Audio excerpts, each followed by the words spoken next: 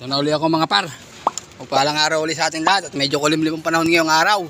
O kaninang umaga off cam, linggo kasi ngayon wala akong magawa kanina. So inakit ko na itong mga to kanina. Nililis ko na to kaninang umaga ang loop ko at wala nga akong magawa. For today's video, magbibigay tayo ng antibiotics sa kanila.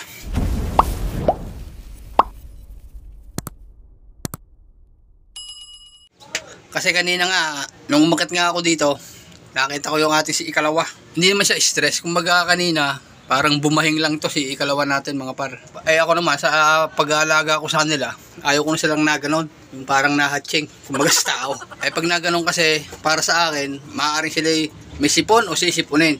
So kaya ngayon, bibigyan natin sila ng antibiotic. For prevention lang naman mga par. Nagtimpla na rin naman ako ng antibiotic na ibibigay ko sa kanila ngayong araw. Ito mga par ay Betracin Gold lang. Para sa akin maganda tong Betracin Gold kasi may vitamins B12 tapos probiotic, doxycycline at saka thymolene gayon kung tawagin.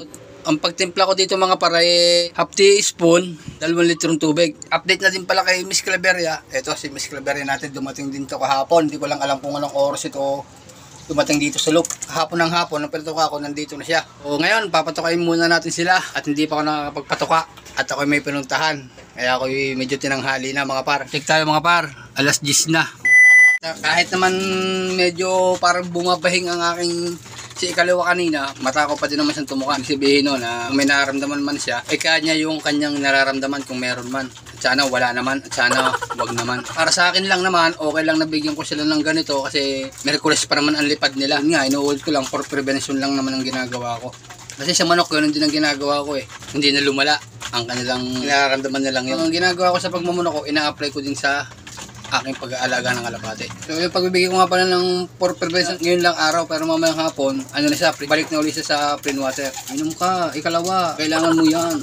Mamaya na lang ulit mga par. So yun mga par, tapos lang tumuka.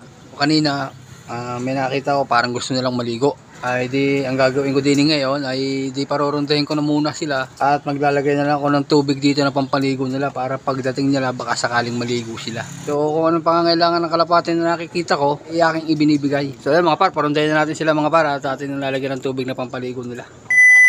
Oh, mamaya na ulit yung ororunda ha, pagdating nila. Ay tatlo. Time check tayo mga par, 10:23. Tingnan natin kung tatagal ang ronda na lang ngayong linggo mga par, ano?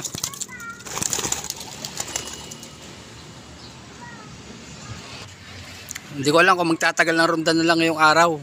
Maglalagay tayo ng tubig na pampaligo nila para pagdating nila baka sakaling maligo sila. Kasi nakitaan ko nga sila ng gustong maligo eh. So hayaan ko na muna silang rumunta dyan mga par. Hahanda ko lang yung kanilang pampaligo. O maya na lang ulit mga par. 1 hour later. Ngayon lang ako nakabalik. Time check tayo. 12:11 na. Tulungan ko siya ang aking ama sa pagbagawa ng jeep. Kaya nga ngayon ako nakabalik dito sa kanila. Ay ngayon ay kulang ang aking ibon na pinaloplay ngayong araw. Ang wala natin dito ay si Ikalawa saka yung black check. Naku naman, ay siya. Saka napadpad ng dalawang iyon.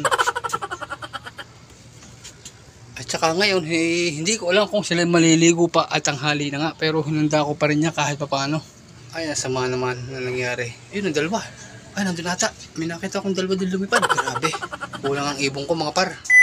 So ayan mga par, nilagyan ko na sila ng pampaligo nila kahit tanghali na. Eh, kasi nakita kong gustong maligo eh. Hindi ko rin naman kasi alam kung ano pala ang tamang oras ng pagpapaligo para sa kalapate.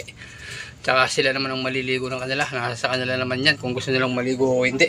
At yun nga pala yung dalawa ko. Akala ko na wala na. Yung pala nasa puno lang. So itong tubig na to. Yung hapon ko na to asin dito. So sana maligo sila. Grabe, akala ko na wala na yung dalawa ko. Nandun lang pala sa punong yun. So mga pare, nandyan pala sila.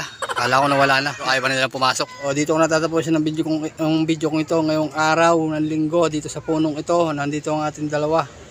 Si Ikalawa at saka yung black check. Maraming salamat and God bless and happy flying. Bye!